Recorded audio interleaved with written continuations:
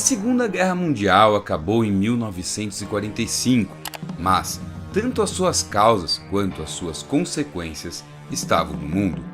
E, para falar a verdade, ninguém mais queria pensar muito na barbárie que havia acabado de passar. Os aliados venceram, hora de ir para casa. Entretanto, a guerra se encerrou e o jogo começou a mudar. Os aliados daquele período se tornaram rivais. E o nazismo, sem uma figura central, viva e poderosa, ainda pulsava vivo nos cantos. E os oficiais, burocratas e criminosos nazistas, sem um terceiro Reich, se esgueiraram por aí. Não apenas na clandestinidade, mas também trabalhando às vezes ao lado de entidades como o Vaticano, a CIA, ou se escondendo por aqui pela América Latina. Pois é. Essa estranha diáspora nazista é um fato histórico perturbador. E, no intuito de entender esse processo, hoje nós vamos te contar a história de um médico, um cientista louco da máquina nazista. Um sujeito que morreu com a alcunha de Anjo da Morte. Hoje eu vou te contar a história de Joseph Mengele.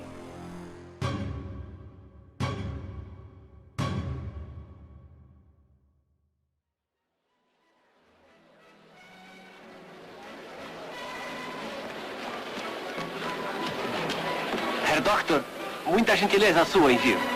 É um prazer estar aqui. A ideia de um nazista escondido por aí não é exatamente nova. Quem nunca ouviu falar sobre alguma história bizarra de nazistas escondidos, fazendo clones do Hitler ou algo do tipo? Mesmo sendo um conceito muito estranho, é bem comum. E talvez haja um fundo de verdade nessas histórias. Afinal, muitos dos envolvidos no Holocausto, na máquina de guerra e na ciência maluca nazista seguiram vivos e muito bem.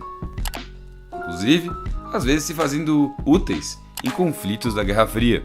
A verdade é que aconteceu um monte de coisa obscura e extraoficial.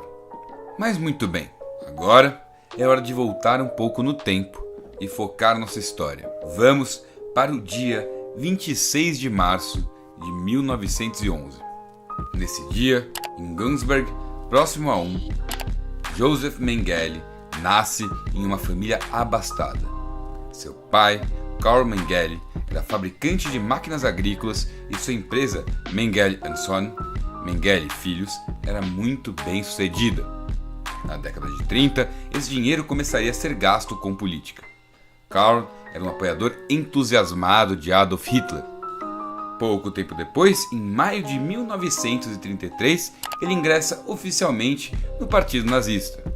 Já o jovem Joseph, em 1935, obtinha seu título de PhD em Antropologia Física pela Universidade de Munique.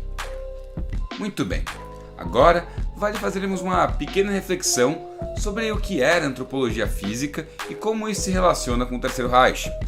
A Antropologia Física hoje é designada Bioantropologia. Estuda aspectos comportamentais e biológicos dos seres humanos, parentes primatas e ancestrais extintos. Entretanto, na época e no local em que vivia Mengele, era um pouco diferente. Lá, esse campo de estudo estava profundamente marcado por um imaginário pseudocientífico que tentava confirmar opiniões racistas e eugenistas.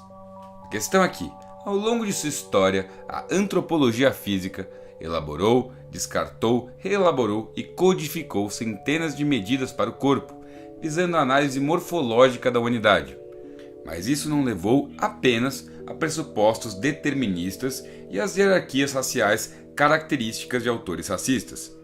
Mas mesmo assim se produziu muito, mas muito material envenenado desde bem antes de o nazismo nascer. Claro, o regime nazista era afeito e estimulava a produção desse tipo de material, além de propagar violentamente essas ideias, como nunca antes. Nesse caso, a perseguição aos judeus e outras minorias já estava anunciada desde a fundação do Partido Nazista em 1919 e usava dessas ideias, mas existia por diversos outros motivos.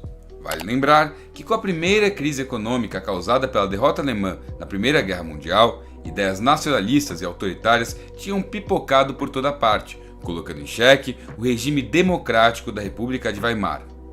No final das contas, quem conseguiu aproveitar melhor o desespero e a insatisfação dos alemães foi o partido de Hitler, que conquistou o poder propagando que os alemães eram uma raça superior destinada a dominar o mundo e que o país só estava naquele poço sem fundo porque tinha sido vítima de uma terrível conspiração judaico-comunista. O que isso quer dizer?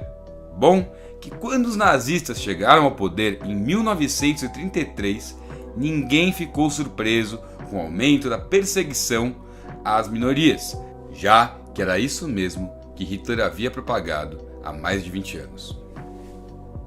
Daí, não fica difícil entender o destino que Mengele resolveu dar para a sua formação. Em janeiro de 1937, entrou no Instituto de Biologia Hereditária e Higiene Racial de Frankfurt e tornou-se assistente do Dr. Ottmar von Verschuer, um cientista nazista com interesse em gêmeos. Nesse mesmo ano, se filiou também ao Partido Nazista. Inclusive, vale lembrar que não são as ideias, mas as causas materiais que permitem esse tipo de figura se formar. O regime nazista coube como uma luva para Mengele, e o Mengele coube como uma luva para o nazismo. Mas muito bem. Um ano depois, em 1938, ele pega seu diploma e entra na SS. Nessa altura, a barbárie já rolava solta dentro da Alemanha. Mas a guerra estava para começar e as coisas ficariam ainda mais extremas. A invasão da Polônia e o início da guerra marcam também um avanço no projeto mais ambicioso da política de extermínio nazista: a eliminação de todos os 9 milhões de judeus que habitavam a Europa. Em torno desse projeto, que os nazistas chamavam de solução final para o problema judeu, foram desenvolvidos métodos para o extermínio de pessoas em velocidade e escala industriais. É isso que explica que, num período de poucos anos, 6 milhões de judeus tenham sido assassinados pelo regime nazista, sendo quase a metade de forma sistemática em campos de extermínio.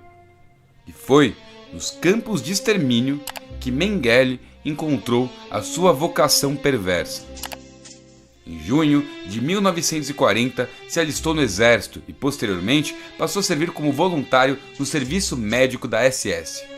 Existem provas de que, inicialmente, ele foi médico especialista na região nordeste da Alemanha, depois como oficial médico na divisão Viking da SS, na frente da guerra ao leste, onde foi ferido. O ferimento até que caiu bem para Mengele. Em 1943, a sua carreira cresceu rapidamente. Trabalhou no Kaiser Wilhelm de Antropologia, Genética Humana e Eugenia. Depois, foi promovido a capitão da SS e, em maio, acabou por ser transferido para Auschwitz. Esse campo de concentração e extermínio foi o maior acampamento de prisioneiros da Alemanha nazista, assim como o maior centro construído para matar seres humanos em toda a história. Foi fundado em maio de 1940 e logo tornou-se palco das mais conhecidas e intoleráveis atrocidades nazistas, como os assassinatos em escala industrial nas câmaras de gás, torturas, experimentos médicos e trabalho escravo. Mengele começou como oficial médico responsável pelo campo de ciganos em Birkenau. Várias semanas após seu fechamento, Mengele assumiu uma nova posição como médico-chefe do campo de Auschwitz II em novembro de 1943. Lá, fez todo tipo de experimento bizarro. Ele era responsável por selecionar aqueles que, dentre milhares de prisioneiros, iriam para a câmara de gás, quais fariam trabalho escravo e quais virariam cobaias em experimentos perversos. As experiências de Verschuer com gêmeos também aguçaram o interesse de Mengele em utilizá-los em pesquisas. Isso inclui crianças, em especial crianças ciganas, que foram torturadas e mortas. Quando se interessava em entender sobre os olhos, cegava e mutilava as vítimas. Depois, recolhia e guardava os olhos.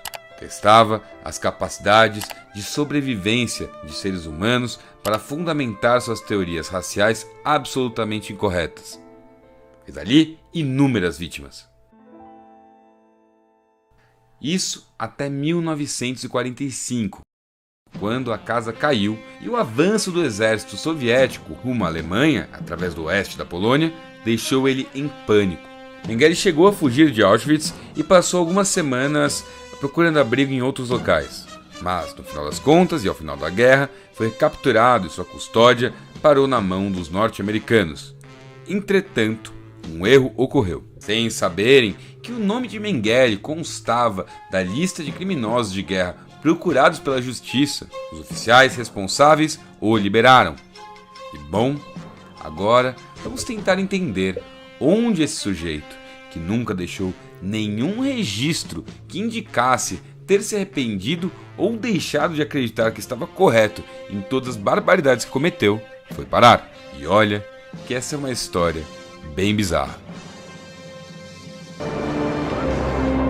Praia de Bertioga, São Paulo, 7 de fevereiro de 1979. Não vá se afastar demais. É encontrado morto na praia Wolfgang Gerhard, um austríaco de 54 anos. Ao menos, essa foi a história. Até 1985, quando finalmente descobriram que se tratava de um pseudônimo de Joseph Mengele, um de muitos que ele usou em diversos países. O Brasil, aliás, foi a sua última parada e última opção. Logo que escapou, em 45, foi auxiliado pela família e simpatizantes. Fugiu para o oeste e mudou de nome, chegando até mesmo a conviver com a sua esposa. Só que uma hora ficou insustentável. Em 1949, foge para a América do Sul.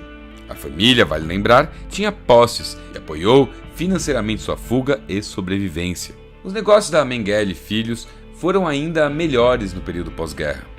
Karl Mengele, inclusive, foi eleito vereador e vice-prefeito.